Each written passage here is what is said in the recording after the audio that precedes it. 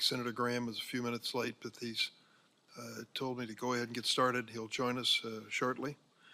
In 1994, President Bill Clinton and a Democratic-led Congress established a new grant program at the Department of Justice for community-oriented policing services.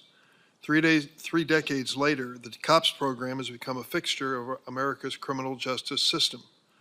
According to the Department of Justice, Congress has appropriated over $20 billion for COP grants since the program was created in 1994. This is the first ever full committee oversight hearing on the COPS program. It's an example of our continued commitment to revitalizing this committee's oversight role. The COPS office was created to advance the vision of community policing and build trust between law enforcement and the American people. By many metrics, the program is realizing its goal. As a result of COPS funding, over 135,000 police officers have been hired and placed on the beat at the state and local level. COPS funding for law enforcement training has improved the effectiveness of our police. The COPS office past grants have provided funds for scenario-based training to prepare officers to safely and effectively manage active shooter events and other violent threats. This year, the COPS office will begin providing funding for de-escalation training for local law enforcement. This is thanks to the Law Enforcement De-Escalation Training Act, bipartisan legislation sponsored by Senators Cornyn and Coons that this committee approved and President Biden signed. We've also authorized the COPS office to provide grants for mental health services for our officers, recognizing that law enforcement is indeed a very stressful job and takes its toll on many officers. Last year, this committee advanced legislation to allow COPS grants to be used to recruit and retain new officers and to provide training for those who will serve in communities where they live. These bills passed the Senate unanimously, now awaiting passage in the House. I hope Speaker Johnson will move these bills quickly.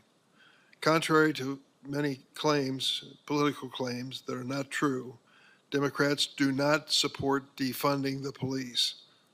The Senate has consistently supported the COPS program with new appropriations, including over $600 million this fiscal year. There are countless examples of police officers who have acted heroically, risking their lives, in some instances giving their lives in response to an emergency, and they've saved the lives of many innocent people in the process. There are far too many examples of officers who've tragically lost their own lives in the process. We are grateful, more than we can say in words, for their service and sacrifice. We must also acknowledge the breakdown in trust between law officers and some of the communities they serve. That is a reality. I called last year for a national conversation about policing in a responsible, constitutional, and humane way. I still believe that conversation is urgently needed. Our communities deserve real transparency in policing and real accountability for misconduct. Proposals for more comprehensive reforms to policing, such as the George Floyd Justice and Policing Act, have also been made. We need to pass these reforms to fully repair the relationship between law enforcement and the communities they serve.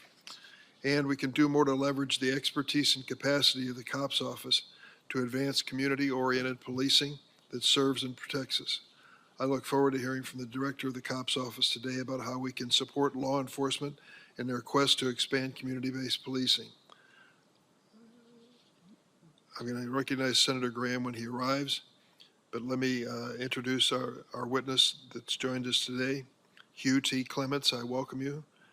Mr. Clements serves as director of the COPS office. He joined the office last year after nearly 40 years of service as a police officer in Providence, Rhode Island. Mr. Clements started his career as a patrol officer, rose through the ranks to serve as chief of the department from 2012 to 2023. He holds a Bachelor of Arts degree in sociology from the University of Rhode Island, a Bachelor of Science degree in Administration of Justice from Roger Williams University, and a Master's of Science degree in Criminal Justice from Boston University. Before I swear him in, I recognize my colleague, if you're ready, Senator Graham. Thank you, Mr. Chairman. I look forward to the hearing today. The COPS program, I think, has been a very valuable tool, and I look forward to receiving the information about how we can make it better. Crime is related to fentanyl and other type drugs are sort of at an all-time high, and we need to make sure we're doing everything we can to help police officers and departments all over the country to deal with that. Thank you. Mr. Clements, if you'll please stand up and raise your right hand. Do you affirm the testimony you're about to give before this committee will be the truth, the whole truth, and nothing but the truth, so help you God? The record reflects that you answered in the affirmative. And now, welcome any opening statement. Thank you, Mr. Chairman. Chairman Durbin, Ranking Member Graham, and members of the committee, thank you for this opportunity to discuss the oversight of the Office of Community-Oriented Policing Services, better known as the COPS Office. My name is Hugh T. Clements, Jr., and I am the Director of the COPS Office. I joined the office in January of last year after nearly 40 years with the Providence, Rhode Island Police Department. I started as a night patrol officer with the Uniform Division, worked in both special investigations and the Detective Bureau, served as Deputy Chief, and in 2012 was appointed Chief and promoted to the rank of Colonel. Over its nearly 30-year history, the COPS Office has received bipartisan support as it implements the priorities of the Attorney General and Congress. Helping law enforcement advance community policing practices is at the core of everything we do. Our mission is and remains the advancement of public safety through community policing. To date, we have provided grants to more than 13,000 small, medium, and large state, local, and tribal law enforcement agencies to reduce crime by advancing community policing. We are not only a grant-making component, but we also provide resources and assistance to help law enforcement agencies in the communities they serve, no matter the size or location. During my testimony this morning, I want to talk about our grant funding, the technical assistance resources, and materials we have for law enforcement, and how we ensure the fidelity to the taxpayer dollar. COPS Office Community Policing Development Funds are used to develop the capacity of law enforcement to implement community policing strategies by providing guidance on promising practices and supporting creative approaches to preventing crime and promoting safe communities. Topic areas include enhancing de-escalation training, advancing crisis intervention teams, expanding law enforcement accreditation, and providing microgrants to fund innovative community policing projects at the local level. The COPS hiring program, CHIP, is the office's flagship program and is designed to reduce crime and advance public safety through community policing. CHIP funding provides direct support to state, local, and tribal law enforcement agencies nationwide to hire career law enforcement officers to increase an agency's community policing capacity and crime prevention efforts. We monitor all COPS grants to ensure fidelity to the taxpayer. Each grant we award requires quarterly federal financial and semi-annual performance progress reports. We review these reports on an annual and ongoing basis. This allows the office a means of oversight and early detection to troubleshoot any potential compliance concerns. The COPS Office had approximately $1.34 billion in active awards in fiscal year '23. We conduct routine monitoring of 100% of our grant funding and conduct intensive monitoring on no less than 10% of the active award funding amount each fiscal year. In fiscal year 2023, COPS monitoring encompassed grants totaling $139.2 million. While not every law enforcement agency will receive a grant from the COPS Office in any given year, every agency in the country has access to our knowledge resources, training, and technical assistance free of charge. The COPS training portal provides a no-cost means for entire law enforcement organizations, training academies, and individual officers to access high-quality and engaging community policing training materials. Thank you for this opportunity. Mr. Clements, I'm going to ask a few questions, and the other members will have that opportunity too. When I dial 911, if God forbid I'm in that position, I pray to God that the person who responds has been carefully recruited, had been carefully trained, and is ready to come to the aid of my family as quickly as possible. I'm counting on that, and I think every American is counting on that, no matter where they live. And so the question, obviously, is the COPS program make that likelihood better or not? Are we investing our money in a way that makes a difference?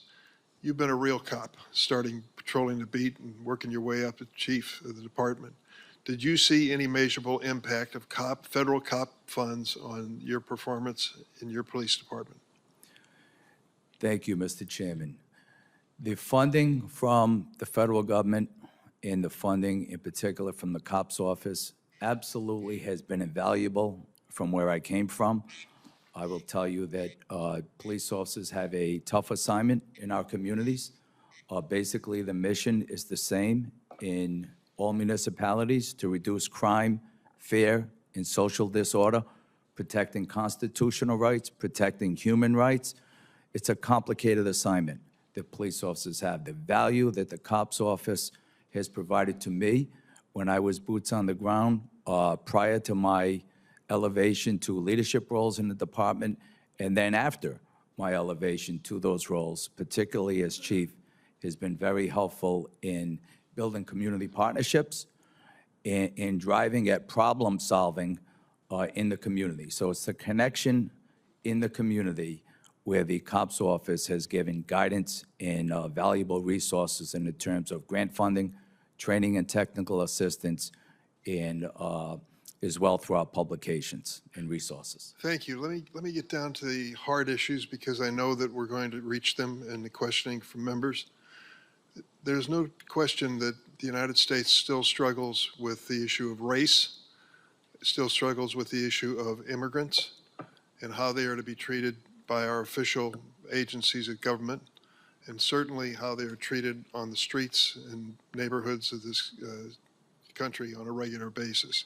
Mm-hmm. We've seen some outrageous examples. George Floyd comes to mind immediately. And we've heard rhetoric from some political figures who are branding immigrants as not even humans, but calling them animals. And that sort of rhetoric and that sort of conduct really puts special pressure on the police. Can you tell me if the COPS program addresses this in any way? Thank you, Chairman. It certainly does in all of our programs, but specifically in the CHIP, the COPS hiring program, the flagship program. There is extra consideration for agencies and law enforcement executives who have a strong implementation plan hand in hand with their community members to drive at trust and legitimacy in their neighborhoods. Again, I think all of the work we do in policing around the country is stronger and more valuable and has real impact in communities around this country when conversations ignite ideas, and the message police leaders are given from their community are community informed, and then the message that police leaders give to their rank and file and their partners, law enforcement partners, are community driven. So community informed and community driven approaches to the real problems in a community are in essence, police officers around this country and police agencies are looking to improve the quality of life, and that is done through problem-solving techniques. Mr. Clements, on 4 or 5 different occasions, I put up a notice at the Police Training Academy in Chicago that I'm going to be sitting in a classroom for an hour and invite any member of the police force from that community who wants to come in for an off-the-record, no holds barred conversation to come on down. And they show up. I'm amazed to see a politician, for goodness sakes, because they want to get something off their chest. They want to tell their side of the story. They want me to understand what it means to wear that shield and to risk your life out on the streets on a daily basis, and how you have to make momentary, just a few seconds of judgment. It could be life or death judgment for yourself, for innocent people around you, or for the victim, and how tough that is, and how they think it's unfair that sometimes there are clips taken from videos that don't tell the whole story, and they want the whole story told. Do you deal with that? Have you dealt with that in your capacity as a chief and with the COPS program? So throughout my career, going to roll calls being the leader of a large organization, and now in my role as the director of the COPS office, yes, absolutely, Mr. Chairman, and thank you for identifying that. It is an extremely challenging role to be a police officer in American streets today. I mean, it's oftentimes, police officers are sent to a situation with little or ambiguous information. They never know what hat they're putting on as they arrive on a scene, whether it's a rescue hat or a tactical hat, and it's a complex profession. And I think the training that you refer to is critical to giving police the confidence to go out there and perform this very challenging, tough assignment on American streets. Thank you, Mr. Clements. Senator Graham? Yeah, thank you very much, Ms. Clements. This program has not been reauthorized since 2009. It's been funded but not reauthorized. Would reauthorization help you believe?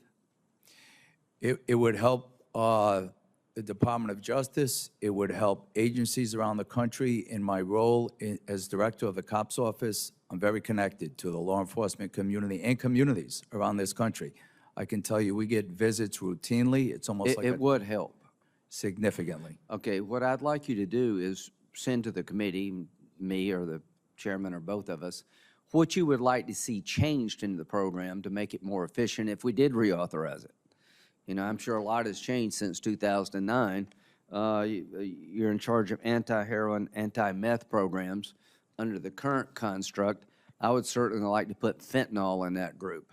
Does that make sense, given the problems we have fentanyl? It's a critical issue in communities around this country, small, rural, large, mid-sized. So yes, Mr. Senator, I promise members of my office will provide that information. Okay, I appreciate it. Let's talk about building on what Senator Durbin was talking about, being a police officer. During your time as a police officer, would you agree this was one of the more challenging periods for the men and women in blue? Without question. Is recruitment been affected by some of these challenges? Recruitment and retention has reached crisis levels in agencies, small and large, around the country. Yeah, so let's just dig into that a little bit. Recruitment and retention has reached a crisis level throughout I couldn't agree with you more. One of the things about the COPS program, maybe if we reauthorize it, we could focus on that a bit. So we want to recruit and retain qualified people who wear the badge well. How you engage minority communities is very important. We want to make sure that people feel like the cops are fair and on everybody's side. Do you hear much when you talk to police officers about sort of the catch and release mentality in some districts in this country, that you'll grab a guy or bad person and by sundown they're back out on the street? Is that a problem you hear much about? So, Senator, yes, I travel around the country to major stakeholder groups in law enforcement in the communities, and that's a local issue in communities around this country. And from my vantage point, in my bully pulpit as the director of the COPS office, and we want to be able to give these local agencies the resources they need to combat those issues. Right. It only works if the person on the prosecution end actually follows through, right? You can Correct. arrest all day. You just need somebody to take it to the next level. And again, we want to be able to give these agencies, police executives, and officers out there on the street doing the job, the resources to Right. to get those. It's generally a small number of individuals in each community causing the vast amount of violent crime. Yeah, we found that to be true. And so I'm sure you watched the video of a group of people attacking two New York police officers who had been in the system many times and got out. Does that take a toll over time? It does, and it's as you alluded to in the beginning, it's a pivotal moment in the profession. It absolutely takes a toll on retention. I think in going around the country, the larger organizations that I spoke to have more of a retention issue than a recruiting issue. It does take a toll. And You seem to be the right guy at the right time. I'm a Republican, and our folks focus on the Lake and Riley case, and, you know, a system is completely broken, allows folks to get in the country unvetted that should never been here to begin with. But we got to fix it. We just can't complain about it. We have to empower people like you, I think. I'd like to reauthorize the program to give you more tools. Life has changed since 2009. So, Mr. Chairman, let's see if this committee can come up with a reauthorization bill that would give this gentleman more tools, more resources, reinvent the program in light of where we're at in 2024. That'd be a worthy endeavor, and count me in. I think most of my Republican colleagues support the COPS program. We'd like to modernize it, and we'd like to make sure that the men and women in blue do not feel so let down. That needs to change, and I'd like to be part of the process of changing that. Thank you. Senator Graham, count me in. Right. I want to thank Senator Booker for coming early and positioning himself to be the next person recognized. Senator Booker. Thank you, Mr. Chairman. This is a long, as you said, overdue, years overdue hearing. The COPS program was vital to my city when I was mayor of the city. I don't know how we would have survived in our mission without it. My police officers that I almost literally lived with during my days are some of the most heroic people I have ever seen. I am proud that under the Biden administration, we have not just continued to fund the COPS program, but have funded it at historic levels. I have some concerns, and the first one is sort of stunning to me, sir. I've looked at your record. You are an extraordinary public safety official. Your record in your state and your leadership was incredible, but something happened, and I remind you you're under oath, but did you say that you would not show up to this hearing if we had another panel focused on the community? I never said that. Again, and maybe we need to clarify, you're not aware of your office asking for us not to have a second panel dealing with community issues. I am not aware of that, Senator. I find that surprising given what I've heard, and frankly, the things I've heard from your office this last couple of weeks have been extraordinarily frustrating. I'm trying not to take them personally. I'm just one senator. From what I've heard, you don't give a damn what I think, but I will tell you this. The work and the obligations that you have are critical. And what does the C stand for in the COPS program? Community. Right. And do you think, under oath, that it would be probably really important that this committee have a panel hearing from community stakeholders about this program? I do, and I thought that was the case. And I couldn't agree more with you, Senator, that C is in the word cops, because community are part of policing, and the word public is in public safety for that reason as well. And you know from your experience, and again, everything I review, you're an extraordinary public safety official with a career to be really proud of. Thank you, sir. And yet, right now, my concern is with a program I support that I want to see reauthorized, that I'm grateful to hear Lindsey Graham talk about modernizing the program. The frustrations I've had over the last week with your office is just understanding what metrics you keep. Now, you were a leader of police force. I led a city. Data, transparency, accountability, the sophistication of your metrics is vital for public safety, is it not? It is, and Senator, I want to stress the importance of you getting the information and data you need. Sir, I'm glad you're saying this right now under oath, but I Democrat and Republican presidents, I haven't had the kind of frustrations and heard the things I've heard from agencies like I have over yours the last couple of weeks. You talk about deconfliction grants. What data do you collect to see if those grants are effective? So there have been many researchers and studies done over the years. I came into this assignment in January of '23, but So in the last year and quarter, is your organization, as a guy who understands in leadership, and I know this from looking at your record, the importance of collecting data and having public transparency, does your office collect data when it comes to the deconfliction grants you have about use of force, about civilian complaints, about incidents of misconduct? Do you look at the before and after of the grants that you're giving out, critical data that would help us understand if the millions of dollars we are putting hundreds of millions of dollars we're putting into this program are actually effective. So Senator, we do have quarterly and semi-annual financial progress reports from these agencies that we review on a routine basis throughout that year, throughout the grant period.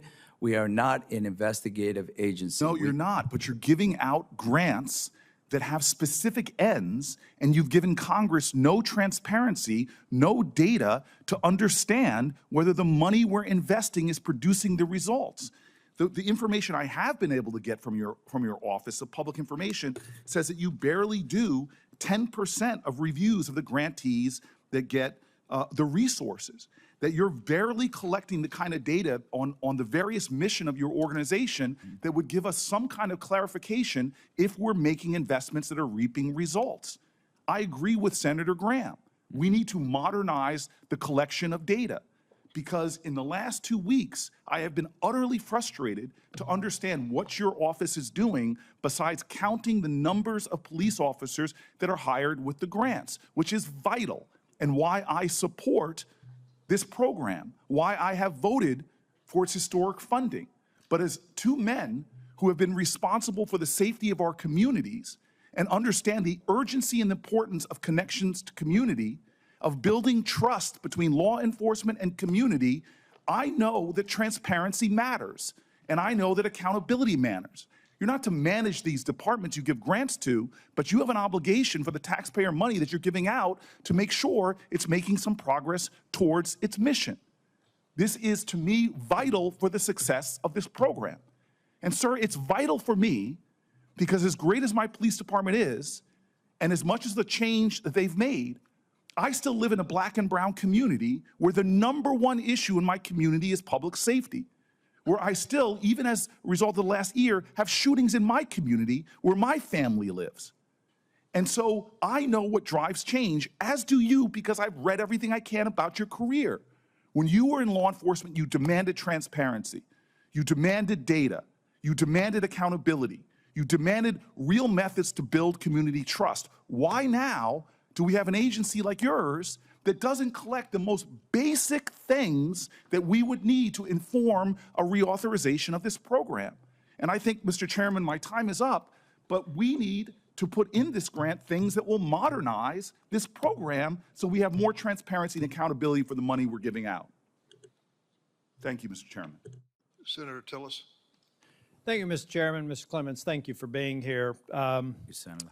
I do think it would be helpful if you parse through some of what Senator Booker said there. For the record, you could present information on how you're tracking the progress of the program. I think that would be helpful. My guess is that you would have people in your organization that could provide satisfactory answers for a lot of the questions that were raised. I want to talk about an investment that I think I never miss an opportunity to bring this up because it's still out there. I just did a search again on ActBlue. ActBlue is the aggregation engine for my colleagues on the Democratic, for the other side of the aisle. We have WinRed, so we all have fundraising platforms to get low-dollar donors. You know what bothers me about this one? In spite of the number of times that I've talked about this in this hearing, it's still up there. Black Lives Matter wants you to run 13.12 miles. You know why? Because 1312 translates into ACAB, which translates into all cops are bastards.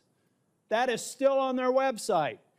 We're coming in here questioning your motives when we've got people out there raising money, telling people to run around police departments, run through those communities, and treat police officers like they're the criminals. Excuse me, versus the heroes that I think they are. So my colleagues who use ActBlue to raise money, fine, I use WinRed. Would you please tell them to get this garbage off their website and calling all cops bastards? Now, how's morale? Certainly in traveling around the country to major stakeholder groups in many agencies, police officers do feel demoralized. How's recruiting? Recruiting is difficult, and How are retirements? retention is an issue. Right. How many major police offices have a shortage of officers that are out on the beat today? Many. Yeah. Is it getting better? It is getting better. I mean, we were asked Why?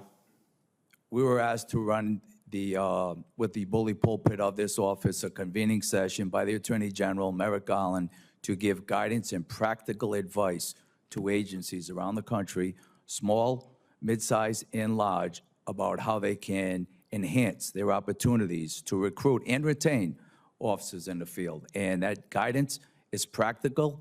It's very good advice, and I think we're starting to see a little bit the light at the end of the tunnel in that area. How can we be helpful? So look, I mean, it's always about, the work we do is about community, criminal enforcement and community engagement, and this committee can be helpful with continuing to fund the COPS office. I can tell you, in traveling around the country, not only police groups, major police groups, who are the tip of the spear in reform around this country, and we are too, that what we can do is continue to fund COPS hiring programs, continue to fund programs that drive at violent crime, continue to fund programs that drive at building trust and legitimacy in communities and building relationships, because the data all shows that advancing public safety through community policing absolutely drives to better statistics in relationships, number one, and number two, in bringing crime down. And I lived it.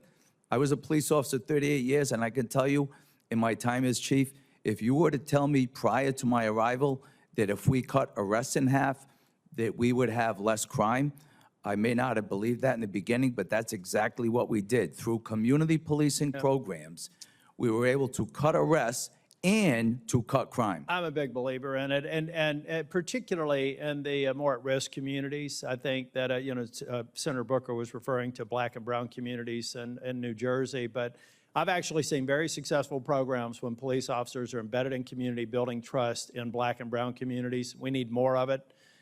We need the resources to make sure that you can do that. I think it makes communities safer. It makes minorities more likely to trust police officers, engage with them. I've seen that with illegally present people. Community policing lets them feel comfortable as they're being exploited in these communities of color.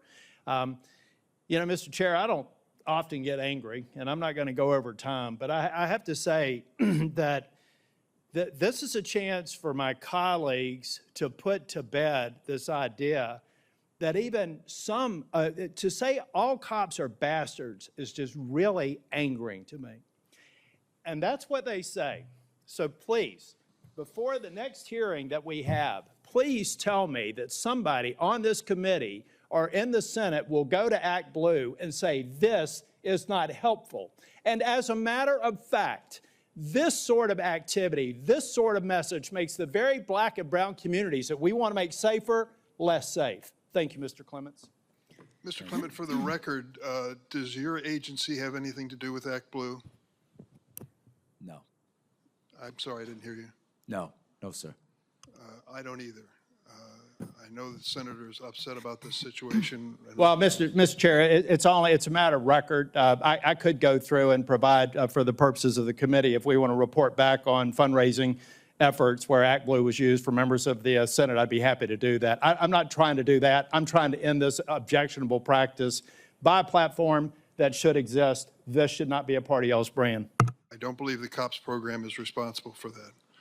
Senator Klobuchar. Thank you very much, Senator Durbin. Thank you very much, Director Clements, for being here. I have one focus today, and that is to get this bill done.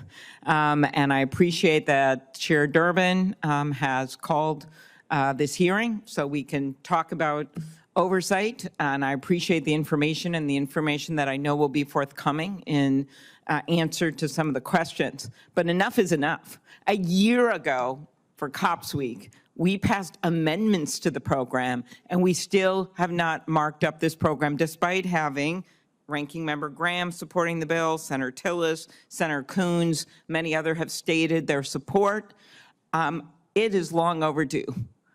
Yes, we get appropriations year after year. That's why you're in business, and we'll get to your good work and what you're doing. But at some point, we have to actually reauthorize this program and make very clear where we stand. The communities in my state, listen, I am supportive of Senator Booker's efforts on reform. A number of pieces of legislation, as you know, have passed in states across the country and in cities and the like, and it's very important. I come from the state where George Floyd was murdered. But at the same time, what I am seeing right now is a lack of law enforcement in the very communities that we need to help the most. They want law enforcement. In my state, in the city of Minneapolis, they had a vote on defund, and it was the communities of color that opposed defunding the police because they understood that they needed the funding. This program that you oversee adds funding to help the police. I was reminded of how important this is at a funeral that I attended of Burnsville police officers, as you know, who were just murdered in cold blood, Paul Elmstead, Matthew Ruge, as well as paramedic Adam Finseth. You know what they did? They were called to a scene in the middle of the night, and they got 7 kids out of a house in a horrible, chaotic situation. And then they were killed, and the paramedic was killed trying to rescue one of the police officers. They were heroes. So I don't think for 1 minute we should forget the officers every single day who go to work and put their own lives on the line. Reform, yes. Accountability, yes. But at some point, with the recruitment problems we're having, with the retention problems we're having, particularly in major cities in this country, we need, on a bipartisan basis, to stand with a program that does not involve increased criminal penalties. It has been a program for decades that has basically just said, we're going to help local communities to get some more police officers on the street and to bring down crime. Last year, nearly 400 different law enforcement officers relied on the COPS grant program to hire over 1,700 full-time law enforcement officers. And since its inception, the COPS hiring program has helped fund 138,000 law enforcement officers. So my first question of you, Director Clements, is can you speak of the severity of the ongoing recruitment and retention crisis nationally, which, by the way, big time includes rural areas. As people are poaching each other, they have no choice because less people are going into law enforcement. Could you talk about the ongoing recruitment and retention crisis and how the COPS hiring grants are essential to keep these departments afloat? Thank you, Senator, and thank you for your continued support of the work that we do in the COPS office and this entire committee. Thank you for your support. It's invaluable to the field. And so this convening session that we were tasked to run, along with our colleagues on the OJP side, BJA, we ran that convening session that put out some very good practical guidance to municipal leaders and police leaders on how to beef up their recruitment efforts and how to sustain retaining officers who are in their communities. And we looked with a wide lens from small and rural organizations to big, large cities like with tens of thousands of police officers. And the guidance in that publication is invaluable. And I think it will lead to greater numbers going forward, including looking at it with a wide lens, like looking at maybe take-home cars for officers, maybe relocation costs for the officers. Certainly an issue is salary and benefits and updating their collective bargaining agreements in certain communities where, I mean, police officers want to work in a community where they're supported both by messaging, and they want to work in an agency where they're supported by benefits and salaries for the difficult work they do in their communities. You speak to, there have been a number of studies that show having the police officers there, giving them tools and technology they need, the training, which we know based on some of these cases around the country is critical.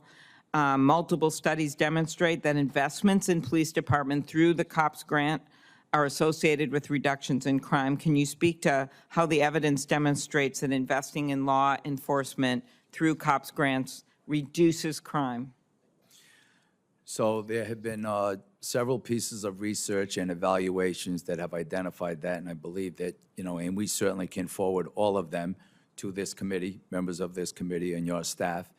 And I will tell you, as far as the training, we do, in the COPS office, it's a three-legged stool. It's grants, so it's not only financial assistance to agencies around the country, but it's training and technical assistance, and probably most important are the publications and resources that we put out to agencies around the country. That has been a valuable tool, not only to police leaders, police agencies, but to communities. And at the end of providing all of these resources, we do surveys. And the data has been astounding as to the value received by police officers receiving that training. And the feedback from communities has been strong. Very good. Senator Graham, now one last question here. Senator Graham asked you about fentanyl, and I have looked at this, and I know that you have been able to use, without amending the program, that you've been able to use the anti-heroin task force, COPS anti-meth program toward investigations into fentanyl as well. Is that right? That is correct. So the Okay. anti-heroin, anti-methamphetamine, and it does include fentanyl as well, and it's harming to a Okay. significant degree communities around this country. Exactly. Okay, I want to thank Senator Murkowski for leading this bill with me, our members who've been supportive. It's time to get it marked up. And I'll just end by, at that funeral service for those officers and that firefighter, the police chaplain spoke, and he actually said, despite how difficult it is to be in policing right now, and given the solemn moment we're out of this memorial service, it is still a career worth going into, and asked young people to join the police force in the name of those three men. So that's what I carry with me, and that is what my mission is, to get this bill done. Wall reform efforts continue to go on across the country. But all this bill is about is making sure these grants go out and getting the information from you, which I know that you have, on the effect it has on reducing crime, the huge need right now we have for retention, as well as any other information we need. I know you do a lot of collecting of information. I hope we can get it to the members, and we can go on and mark up this bill and just stop talking about it and stop saying how supportive we are when we won't even vote for this basic federal program that has been working. So let's stop amending it and start actually passing it. Senator Blackburn. Thank you, Mr. Chairman, and thank you so much for being with us today. I think each of us are concerned about the rise in violent crime we have seen in this country in the last few years. And here in D.C., with the budget being cut, $15 million for the police force, and then you see this escalation rate. We've all known of staffers and people that work on the Hill that have had carjackings or muggings. Michael Gill, who had worked for the Trump administration, was killed during a carjacking and leaving his wife and his 3 children. So I think you're probably with me and many of my colleagues that disagree with what has happened in defunding the police and the causes that have been there and this rise in violent crime. And indeed, I'm from Tennessee. Memphis is a city that has seen a 42% increase in juvenile crime. And we are continuing to work with leaders there to address this issue. And Senator Cortez Masto and I have a bill, the After School Act, that would deal with that period of time from 3 to 6, when localities need to have after-school programs in high-crime areas, so that kids have somewhere to go, so they don't become associated with gangs. And we know that juvenile crime is plaguing a lot of our cities. So I'd love to hear what you're doing to target that rise in juvenile crime. Thank you, Senator, for your support. And identifying that. So in communities around the country, there is concern with violent crime, and it's local, it's localized. And I will tell you that that shows the value of the COPS office in hearing from chief executives of law enforcement after conversations with their community, what is important in their communities. We know from the data recently released by the FBI from the 2022-2023 switch that violent crime is actually trending down, as well as a study done by the Major City Chiefs Association of the 69 cities they represent. Violent crime is going down. But that means nothing to individuals in a community that are experiencing an increased level of carjackings, an increased level of violent crime.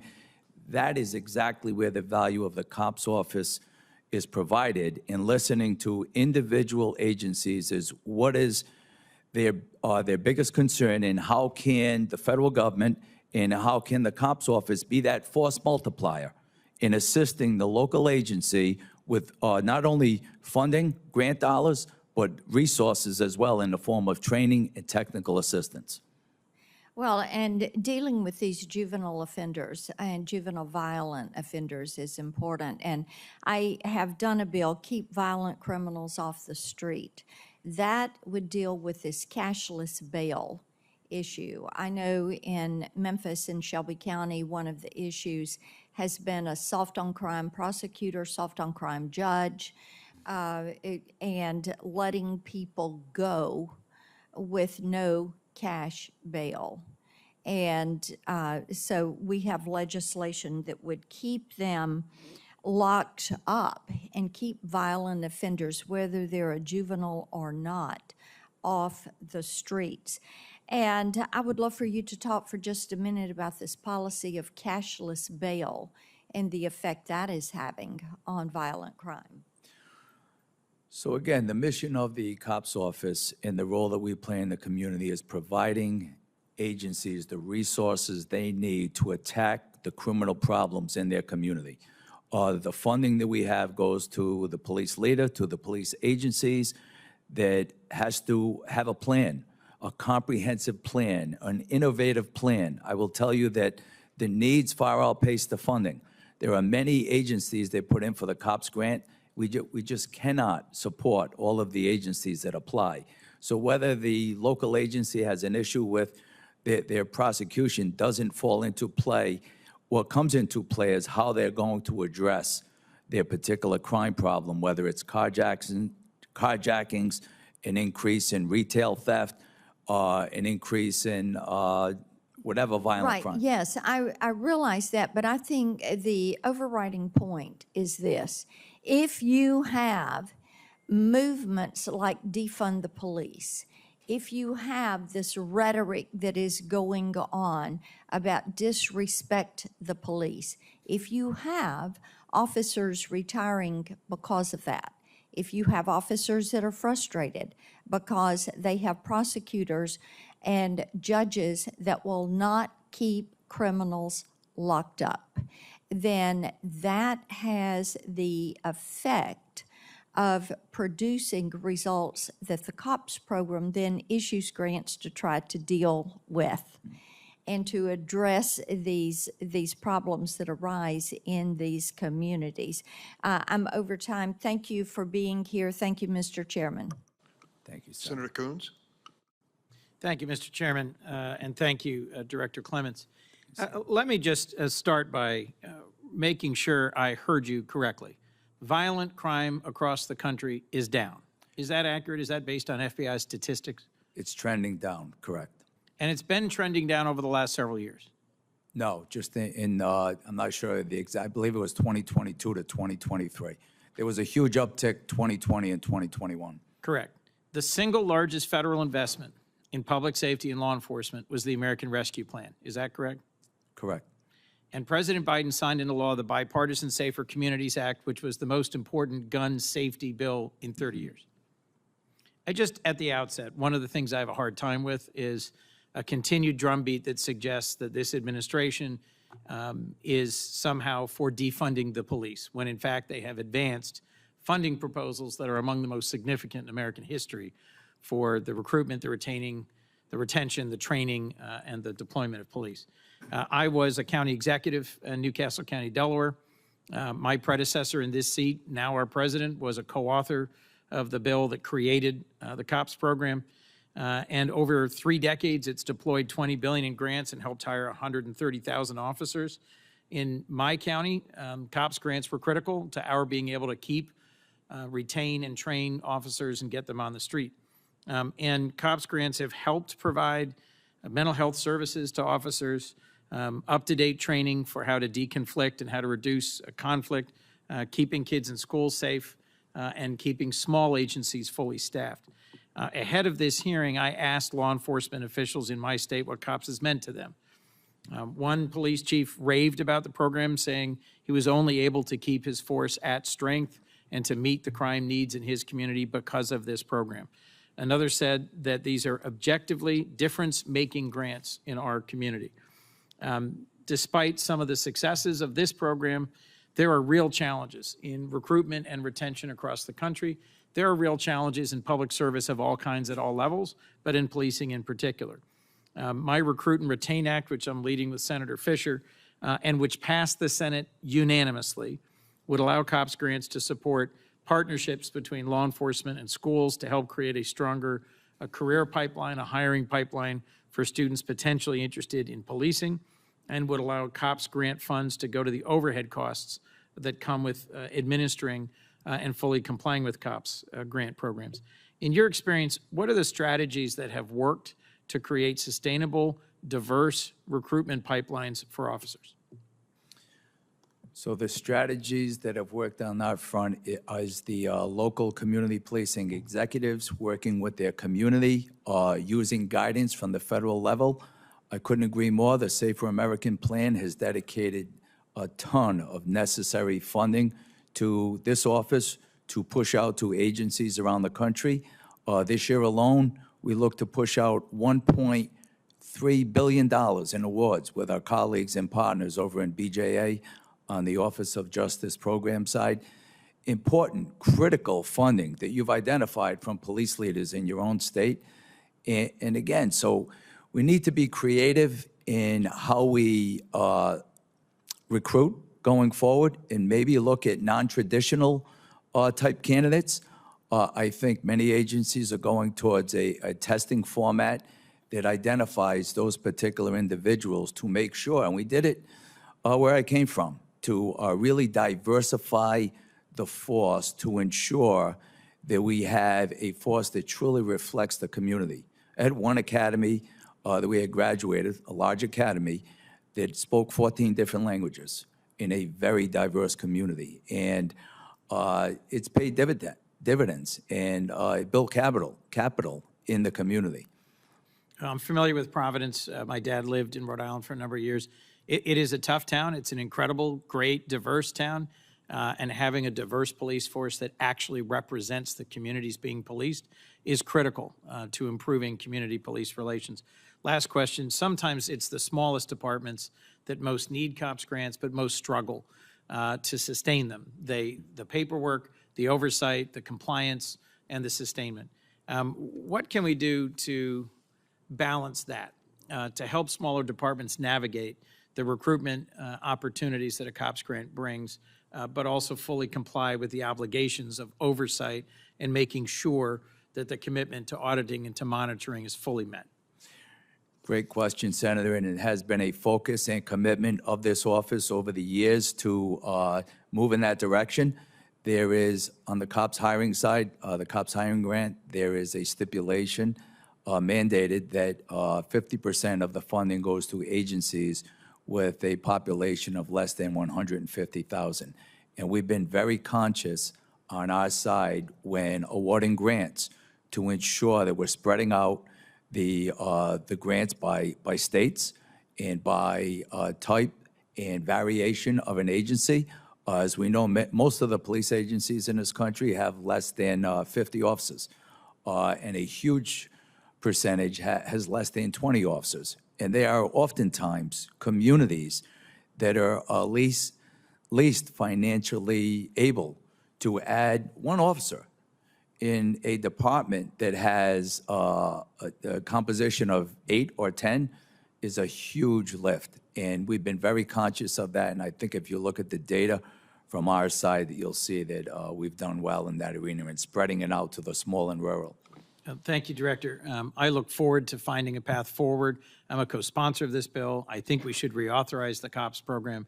I think we need to make sure that it is being put to positive public purposes, that it is transparent and accountable. But frankly, I've had personal experience with the difference it's made in my state, in agencies large and small. Thank you, Mr. Chairman. Thanks, Senator Coons. Senator Grassley?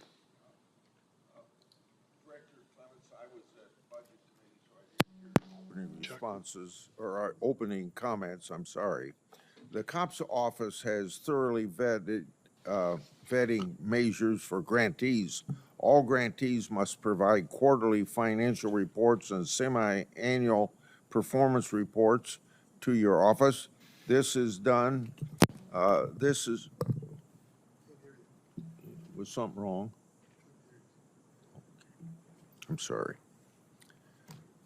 I'll start over again then. Can I have my full 5 minutes? Okay. The COPS office is thoroughly vetting measures for grantees. All grantees must provide quarterly financial reports and semi-annual performance reports to the COPS office. This is done so any problem may be caught and addressed early. And if a grantee is not complying, their funding will be terminated. But some of these reporting requirements have proven burdensome for small and rural law enforcement offices that can't afford to have a full-time grant writer on staff to apply and comply with the grants. What steps have you taken to make sure that smaller and rural law enforcement can comply with the requirements of the COPS grant program? Thank you, Senator, and an important question. And I will tell you that members of the COPS office on the grant application side work very closely with members of these smaller agencies. We made a focus and a commitment to attract these type of agencies for dollars that are sometimes the most needed in these smaller type agencies. You no longer have to have a professional grant writer to attain a grant from the COPS office. In fact, we have members of our team that walk an agency or agency's leaders through the process, certainly not without giving them an edge, but walking them through a process where they don't need a grant writer to effectively apply for and be awarded the grant. In fact, there are many agencies that do not have a grant writer who have been awarded COPS office grants from small communities. To you again, the Government Accountability Office found that COPS office hiring program, the grant application and monitoring process could be improved. GAO made 2 recommendations, both of which the COPS office have implemented. So then as a follow-up to those implementations, what improvements has the COPS office made under your leadership to the COPS hiring program application and monitoring process? So, of course, you know, in the work I did previous and now in the work in leading this office, compliance and oversight is important. And we need to look at that data and that information and that critique in a way that's going to improve the level of services that we're providing to the field. It's important. It's important for us to be prudent with the taxpayer dollar and respect the fidelity of the funding and thankfully given by the administration and Congress. And we appreciate that. So the information and critique we get from the auditing agencies that overlook the COPS office is important. And we agreed on that particular audit that you're referring to with all 4 recommendations, and are moving in a positive direction to rectify each one of them. And that's always going to be the case. I mean, it's important to have another set of eyes. We do the quarterly and semi-annual progress report review and an ongoing review throughout the entire year. But then as well, we have another set of eyes look at the auditing of the grants, and that's done by another agency on the OJP side, and we've done that. The federal mandate is 10%. Each year, the COPS office, even prior to my arrival, has exceeded that 10% required number mandated by Congress. The COPS office publishes something entitled Law Enforcement Officers Shot in the Line of Duty. That's a report. This is part of legislation that I led with Senator Cardin and other members of this committee. The latest report shows that a total of 331 law enforcement officers were shot in the line of duty during calendar year 22, nearly 60 more than in 19 before the defund police program.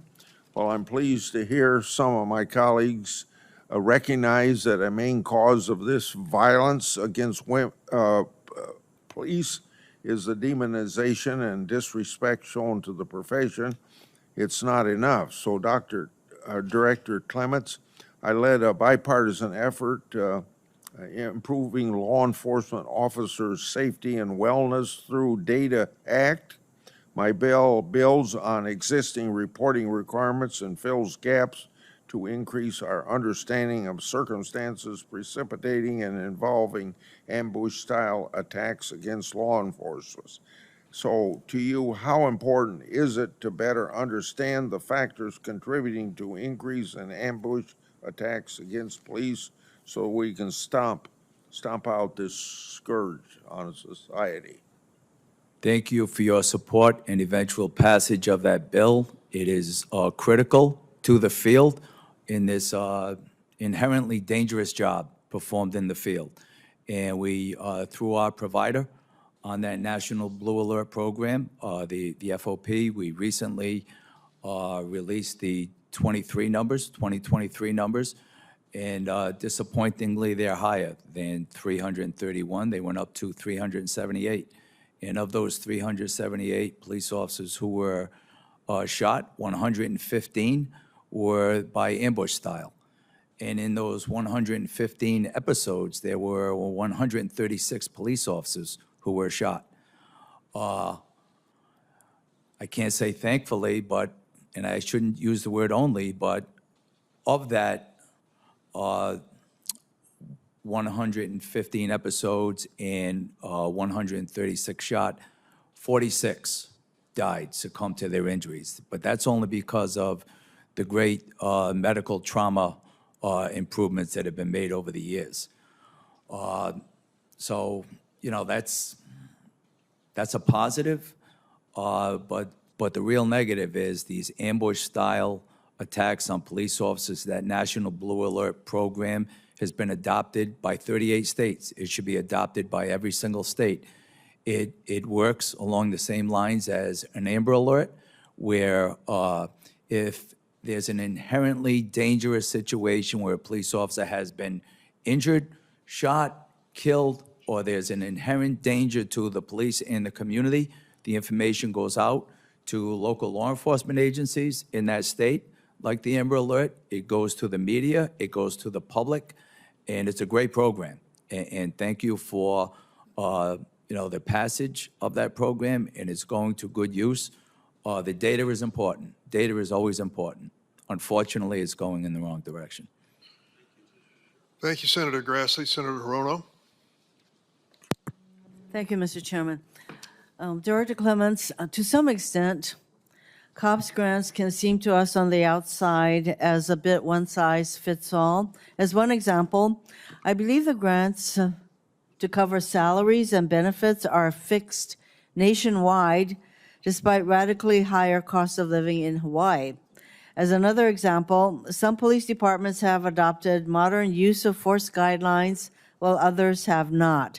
How does your office work to tailor COPS grants to the needs of local communities? And can we do anything legislatively to enable more precise local tailoring? Thank you, Senator. That absolutely is a concern on our side as we look to award agencies who have applied. And again, the needs far outpace the funding. And with that dollar amount of $125,000 per officer for the term of the grant, it's a different variation as you go from community to community, where some of the mid or larger size agencies have a higher salary commitment. So it's a burden to those agencies.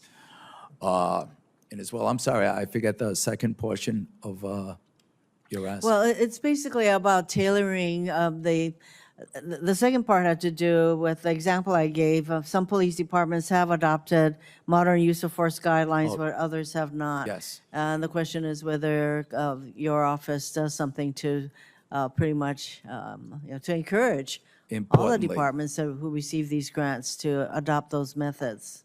So it's part of the metrics for the total number of agencies that apply for these grants. Again, it's very competitive.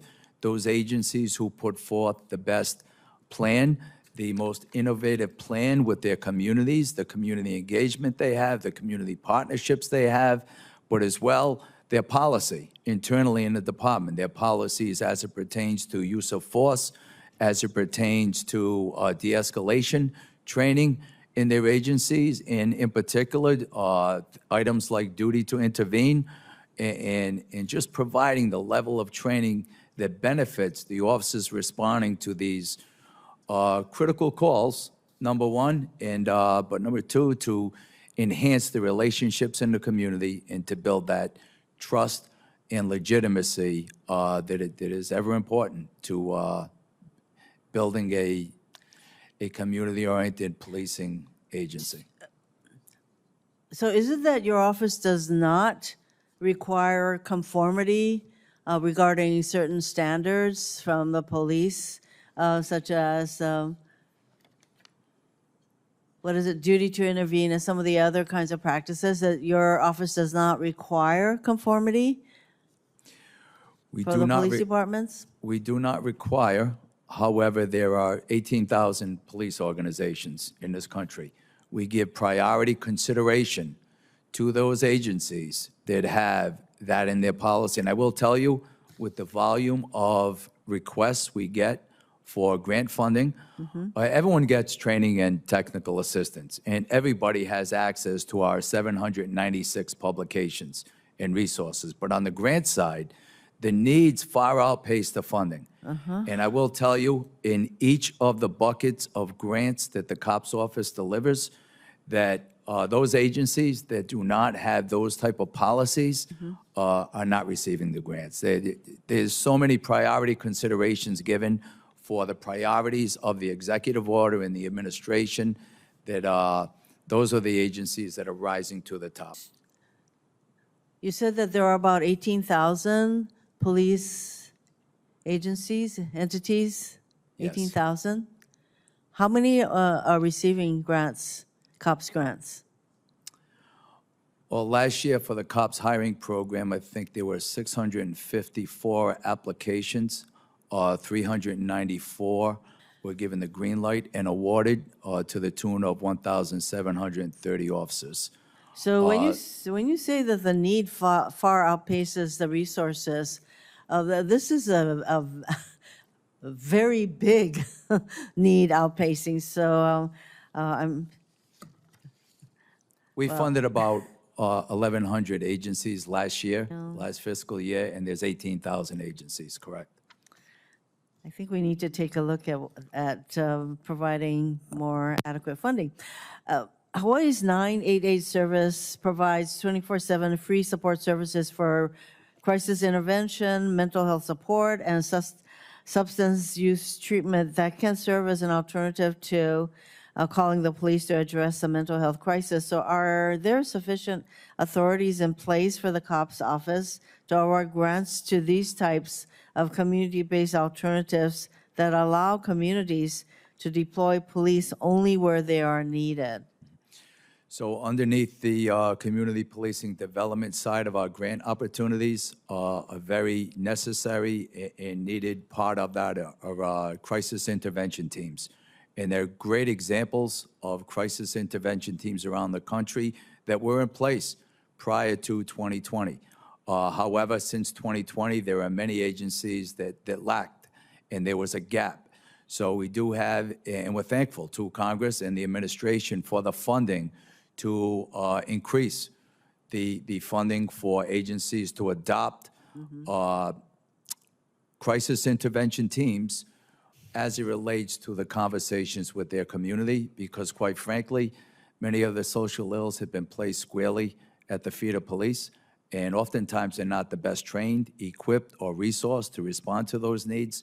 Absolutely, we need additions in every police agency for clinicians and mental health workers. So you don't need further authorities as much as you need resources. Thank you. Correct. Thanks, Senator Hirono. Senator Padilla. Thank you, Mr. Chair.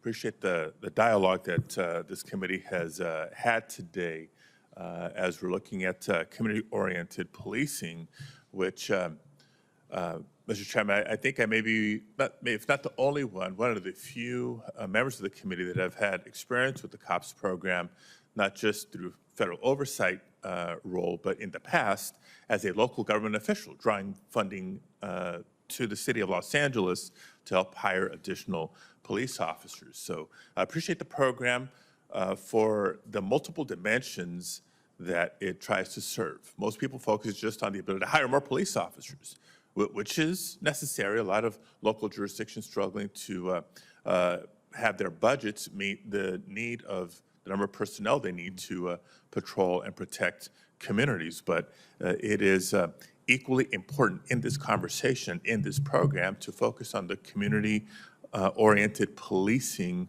policies and strategies that have been developed and evolved. Would you agree with that, Mr. Clements? 100%. Okay, thank you for that. So in that spirit, one technical question just to get out of the way. I knew that from the outset of this program, maintenance of effort by locals was imperative to receive this additional federal funding. It's meant to complement, not to supplant, local dollars. Is that still a requirement? That is correct. Okay, and I think, not sure if the city of Newark, New Jersey was a recipient when Senator Booker was mayor, but he may appreciate that same dynamic as well. So just two examples I wanted to share with the committee of how recipients in California have advanced the thinking on community policing strategies. One being the city of Santa Rosa, where program funds helped create an outreach team dedicated to addressing homelessness and promoting positive community engagement. Another, in the city of Hayward, California, police department established a multi-agency safe housing program that addresses problem properties through holistic and community-based approaches. So this is the kind of thinking, success stories that I think we need to elevate and share more of than just talking about the dollars and cents and how many more women and men we can put in uniform. So, Mr. Clements, can you share with the committee how some of these initiatives and success stories are shared across jurisdictions? So not a surprise that those agencies have been recipients of COPS awards, because up front they had a very comprehensive, innovative proposal put forward and realized grant awards, and then were able to carry out that function in their community. But as well, it's not only about getting the grant and allowing that agency to succeed in their own jurisdiction, in their own state. It's important to lift up that community of practice, and we do this around the country. And again, I travel all over the country speaking to the larger stakeholder groups, International Association, Chiefs of Police, Noble, the union organizations, the Fraternal Order of Peace, FOP. So you're and- talking about attending other people's events. My specific question now is, are there any formal structural mechanisms in your office or in this program that facilitates that best practices or information sharing? Yes, through our, the third leg of the stool of the COPS office, grants, training and technical assistance, so publications and resources. So we lift that up through our resources, through the publications. To date, over the years, 796 publications. They're extremely well done. They're accessible. And as well, we have a podcast and a beat and a newsletter where we lift up those great examples. Can you point in any of those three legs of that stool specific examples of how you and your office are working with law enforcement to build trust in every community. We know that fair policing is important. What are you actively doing through the office and any of the initiatives to address historic bias in some law enforcement agencies and increasing police accountability? Senator, every single one of our programs, not only the grants, but if you look at our publications, training, every single one of them touches upon the items that you just brought up, including de-escalation, including bias in the community and building that trust and legitimacy. It's a requirement to be administered a grant, but not only that, if you look at our publications and the material we put out, it's integral to everything we do in the COPS office, and that's why it's held in such high regard and of great value in the field. So just in closing, I appreciate you sharing that. I know this was part of your response to Senator Booker's line of questioning as well. I echo his requests for better data collection and gathering. And as he and I sidebarred for a minute, I was sharing with him my experience as a once upon a time member of the Los Angeles City Council when we entered into a consent decree with the Department of Justice for what they had found a pattern or practice of excessive use of force within the LAPD. After years of compliance, came out of the consent decree, but I reference that only because in a consent decree, and that was the first of many across the country, there is federally required data collection to the points that Senator Booker was making. So I just encourage you, if we're looking at examples of what types of data to gather, how to analyze, how that can inform future policies, there's at minimum one source for your consideration. Thank you, Mr. Chair. Thank you, Senator. Thank you, Senator Padilla. Next up, Senator Ossoff. Thank you, Madam Chair, and I'm happy to yield to and follow Senator Butler, who I think has been here for a while and may have an upcoming obligation. if That's correct. So, Senator Butler, thank you, Senator Ossoff. Oh, the generosity of my colleagues. Thank you, Senator Ossoff. I really appreciate it. Thank you, Director Clements, for your time in service at the COPS office, and I think informed by your time in service in the uniform. And I think it is important that in these hearings and at every opportunity, we recognize the service and sacrifice, commitment of our law enforcement officers, and we do everything that we can to support them and to make sure that they are working with the community to get to the level of public safety that we all deserve. I guess what I appreciated about your remarks were how you described the three-legged stool. There's the grants, and there's been a lot of conversation about the grants. There's the research and technical assistance, and then the publications. I wanted to apply my sort of line of questioning maybe across all three. Because ultimately, just to not bury the lead, I want to try to understand what it is as a new member of this committee. How it is that I and this committee can actually help to ensure that you have the tools that you need to get to the kind of analysis and true support that I think those 18,000 agencies across the country really need from you. And so let me just just a topical question. It's like, do you have the capacity? You said that when there are applications that are submitted, there's got to be a comprehensive, innovative plan that is a part of those application and grant processes. Are there requirements in the application process for post-action reporting? So yes, there is. And again, so there's ongoing review, but post-action as well. And then do you think that you have in your agencies the tools, programs, staff, to make sure that there is timely, being the operative point, timely analysis of the hundreds, if not thousands, of grants that you and your agency award on a given year, the analysis of the the training and technical assistance, the overall impact? Do you have in your department the resources to do that timely analysis and then therefore timely communication about those best practices that are happening across the country?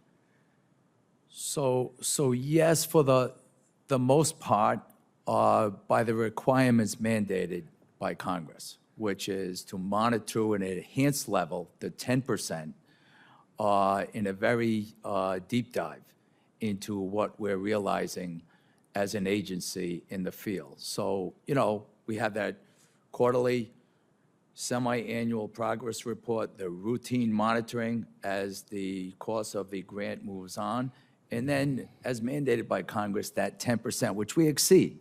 And we did $139.2 million last year, which was more than the $1.34 billion, more than the 10% that we had in the field. So I'm asking the question less about like the dollars and cents kind of question, but more outcomes impact kind of question. If you have 600 agencies, I think was a roundabout number that were awarded last year, and 200 of them were funded through up to focus on community intervention teams. Do you have the resources to say, okay, of those 200 grants that were awarded focused on community intervention teams, here were the themed bucket lessons that were learned. Here was the best practices. Here's what worked. Here were the outcomes that were focused. We were able to hire 200 more women. We were able to enhance language capability of X number of communities. Do you have the ability to in your office, understand in a timely way and in a relevant way for those agencies that are depending on these kinds of services and grants to actually communicate how best they can achieve those similar outcomes of those agencies? Just sort of a little bit of testing, modeling, analysis, and I assume that is the purpose of the kinds of research and publications that you want to offer.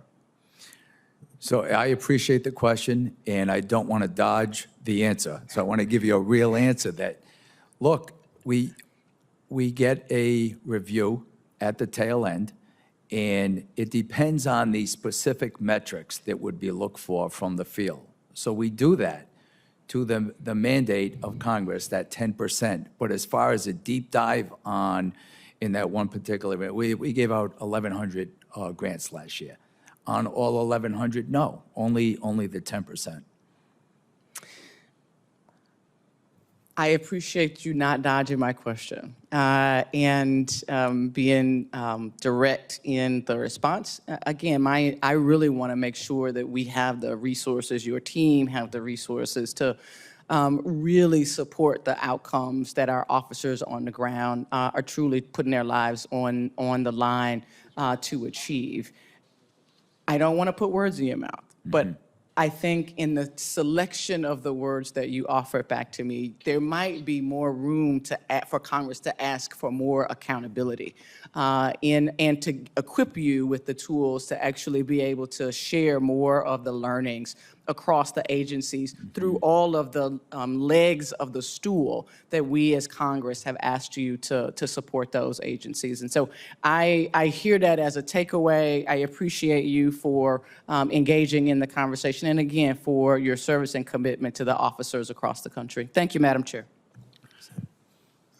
Thank you, Senator Butler. And Sorry, sir. just as a lesson that the Good Samaritan never goes unpunished, Senator Ossoff, we now recognize Senator Whitehouse. Sorry, John. Let me just say, first of all, how very happy I am to see Colonel Clements here. I've known him since he was a sergeant, I believe, on the Providence Police Department. He brings the perspective of having led the police union of the Providence Police Department and led the Providence Police Department. And having left both of those roles, both unscathed and with enormous affection and respect from the union membership, from the members of the police department, and from the community, where he was instrumental in maintaining solid, good, trusting relations between the Providence Police Department and the various Providence communities that it serves. So it's a real treat to see you here, my friend. And I wanted to ask two quick things. One, the COPS hiring program and the grants that go out always get a lot of attention, but what are some of the best ways that the COPS office works to build trust between communities and law enforcement that you were so instrumental in doing a great job with in Providence? So first off, always great to see you, Senator. Maybe not so much in this type of forum. We've had more fun, right? Thank you for your words, though. But look, the COPS hiring program is the flagship program, and I know it was integral to the work that we did in Providence. And I see now in this role the importance of looking at the applications. Once again, the needs far outpace the funding, so we get 654 applications for COPS hiring grants and only award just under 400. Those other 200 agencies or so, 250, were needy of the COPS hiring. Only those applications with the greatest or the strongest plan of community engagement, community involvement, and what I saw from where I came from was partnerships and building relationships across the board, across the community. And we always included that as part of our application process, and I'm seeing now there are many like agencies doing similar things. It's true. The word community is in the COPS office for a particular reason. It is community policing. The word public is in public safety for a reason. It will always be that strong criminal enforcement because people want to be safe. People want a community to live and thrive in, but they want it to be safe. So it will be those conversations with the community, community-informed conversations that drive the agency. And let's just be a little bit more specific in particular relation to the bill that Senator Cornyn and I worked on regarding de-escalation and crisis intervention and strategic alternatives to the use of force. When we did that, we chose the COPS program to be the implementer, to work with and train agencies. How is that going? It's going great. I can tell you the value in the field is well regarded. The interest is overwhelming. And I stood with you, I think it was in 2019, in the Providence Public Safety Headquarters when you announced a portion of that, supporting and treating officers in crisis, the STOIC Act of 2019. I believe it's coming up, maybe the end of this year or next year. But it's integral to the work that we do in the field with having a co-response of trained clinicians working hand in glove with the police department to provide those services. The police officers oftentimes aren't the best trained, aren't the best equipped. But in that De-Escalation Training Act, it imposed some very important terms like alternatives to use of force. The training is integral. Duty to intervene is important and now incorporated as part of training in most organizations, but there are still some that are lacking. That's why the funding for this type of award are so important to agencies around the country. I'm finding out not every agency is doing it to the same degree of efficiency. Good work getting back to the need for funding. Thank you, sir. Mr. Chairman, thank you very much. Colonel Clements, thank you. Good to see you, sir. Good to see you, and Senator. Senator Ossoff, my appreciation for jumping in ahead. Senator from Georgia. I considered yielding to Senator Welch, but I'm sorry, Peter, I have limits. Thank you, Too much to ask. Director Clements, for your service and your testimony today. Communities across Georgia rely upon and appreciate the daily sacrifice of officers and deputies in our state who put their lives on the line, who make tremendous sacrifices and take risks, and their families make tremendous sacrifices as well to defend innocent people, and to protect public safety. And, Mr. Chairman, I think we need to consider significant increases to this authorization, given the scope of need, given the violent crime that afflicts communities in my state and across the country. This program is a vital part of our national effort to resource public safety and law enforcement, and to resource the kind of innovative programs that you've testified you prioritize to build trust between communities and law enforcement. And so I'm grateful to you for leading this program, just as I'm grateful to the officers and deputies in Georgia who keep us safe every day. I'd like to ask you, Director Clements, how do you measure success? It's perception. I mean, it's not all about data. I mean, we can speak about violent crime being down whatever percent, and shootings and homicides being down whatever percent. And I lived it. When our numbers were increasingly descending downwards, many in the community would say, but in this particular community, I don't feel safe because last week. So I think we measure fear of crime Well, and forgive me, perception. Director Clements, I clarify the question. I mean, how do you measure the success of a specific grant?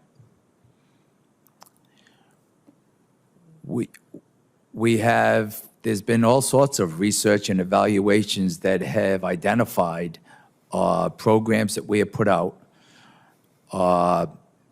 and measured, in fact, that, as one example, that an increase in arrests doesn't necessarily lead to an increase or a decrease in crime. Forgive me if I'm not being clear, but if you make an award to a particular local agency, how do you measure whether the grant was successful?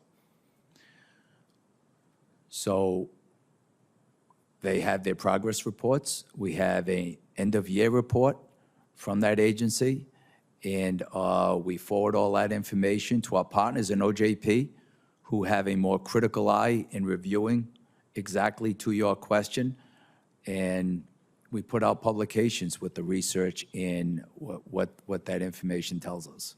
Do those progress reports include, as a requirement, metrics with respect to use of force, with respect to officer-involved shootings, with respect to allegations of potential racial bias? No. We are not an investigative agency.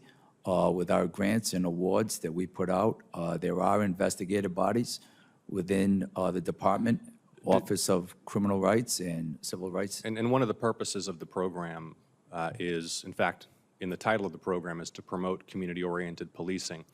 How do you measure, for example, whether a grant has successfully reduced negative interactions between the public and the local agency? We have not done that on every single grant that we put out, to answer your question directly. However, we measure that by their progress reports and by the evaluations we do with the community as well. And when you say their progress reports, and you mentioned earlier you get the review, are those progress reports generated by your staff or by the grantee? By the grantee and reviewed by our staff, and we modify gaps that we see along the way where they're not complying with what they put forth in their original plan that they were going to do in their community.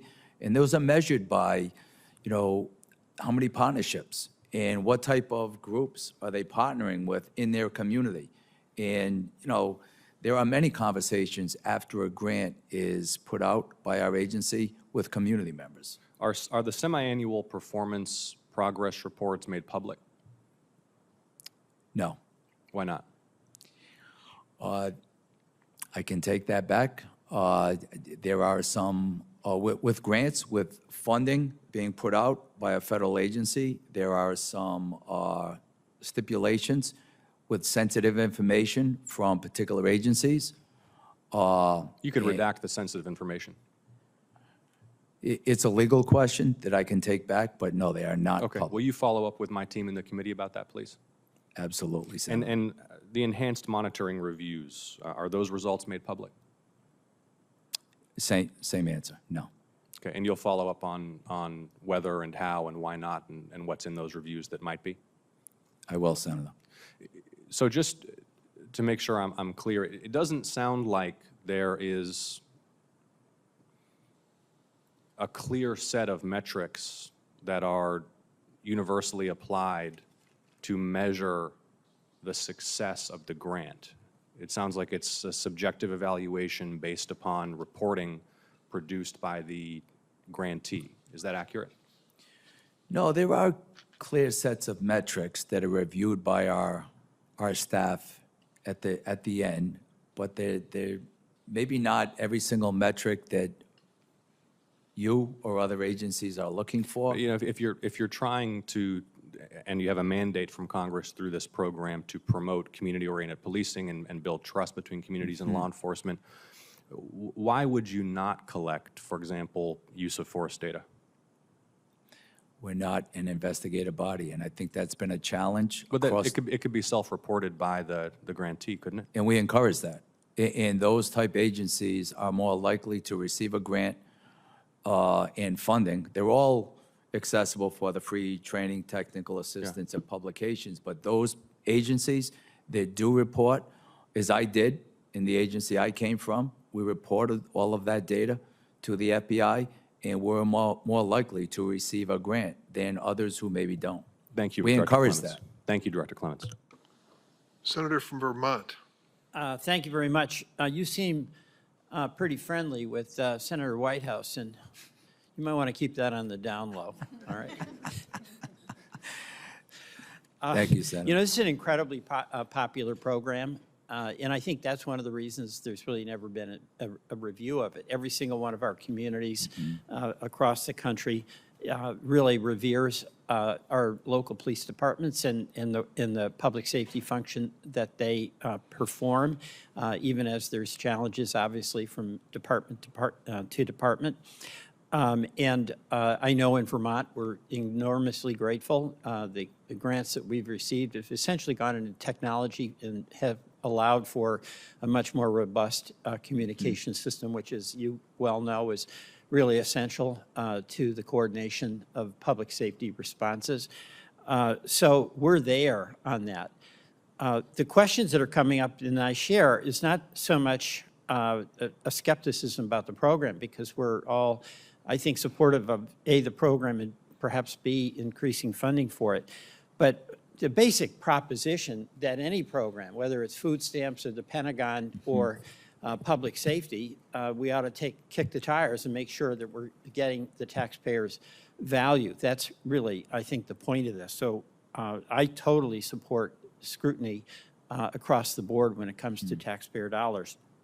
And the question that seems to be coming up is you're limited in what you do. You get applications, you review them, they have to check certain boxes to make certain that it fits within the category, but you're not an investigative body, as you said. Yet, on the other hand, there's a real relationship with the Department of Justice that can be an investigative body.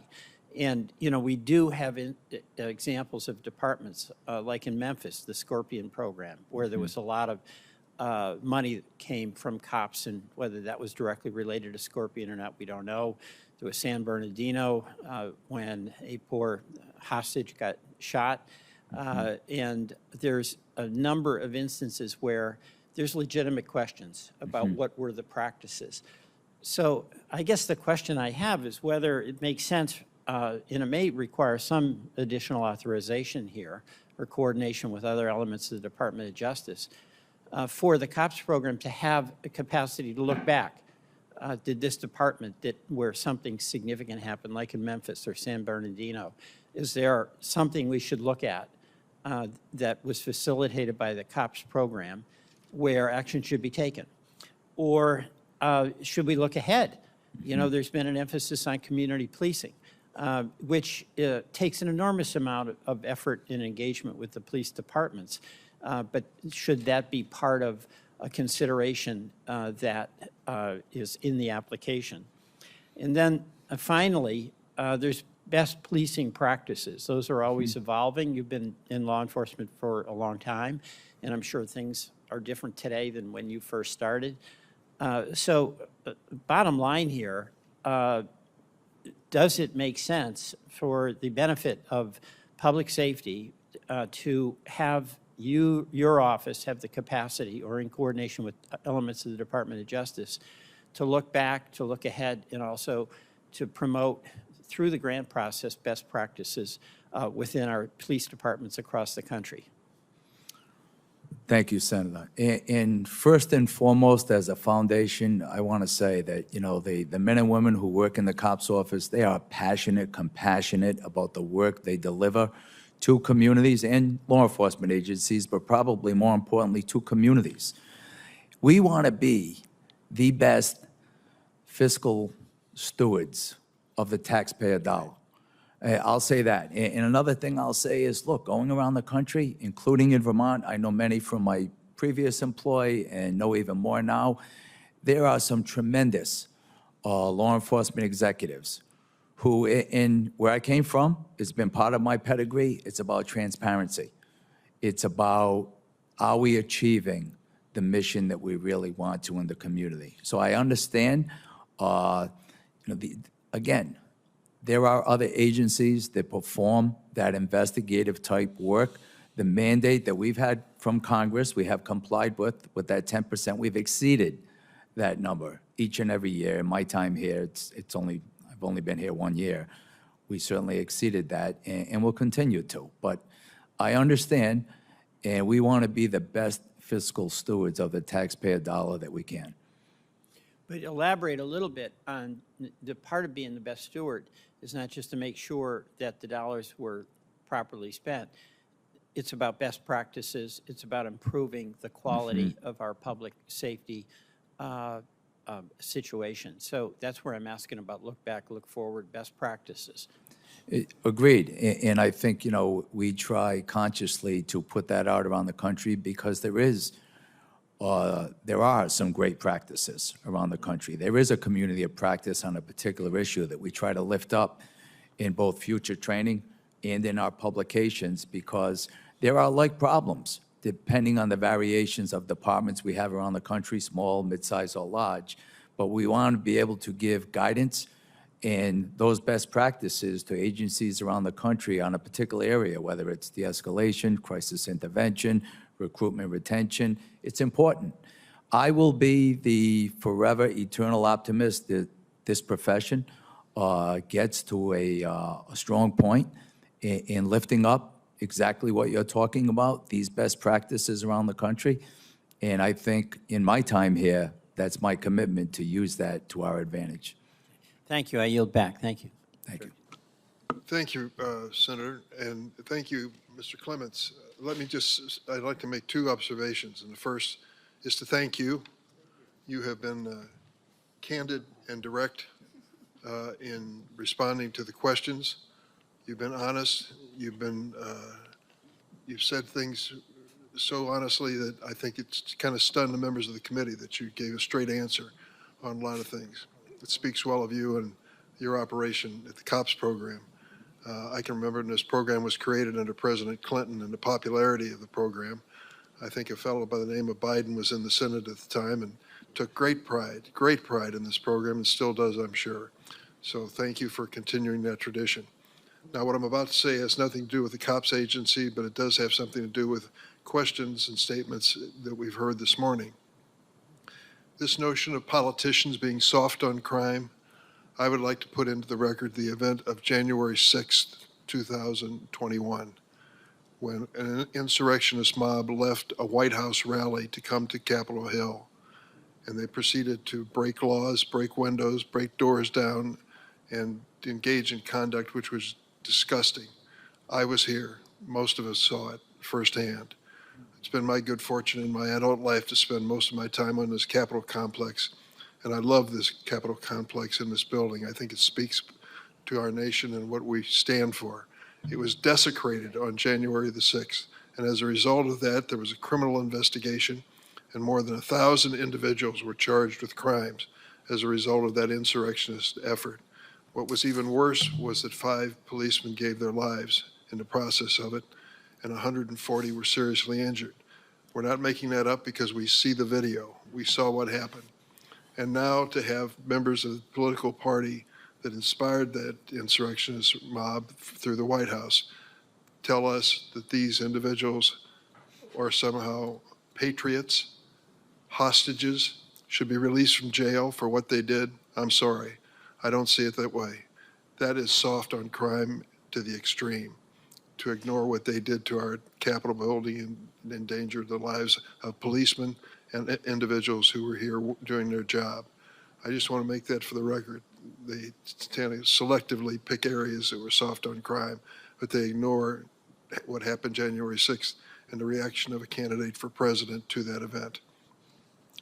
Having said that, I thank you for your statement today and appearance before the committee. We're going to have statements entered into the record without objection by the Fraternal Order of Police, National Association of Police Officers, and AFSCME.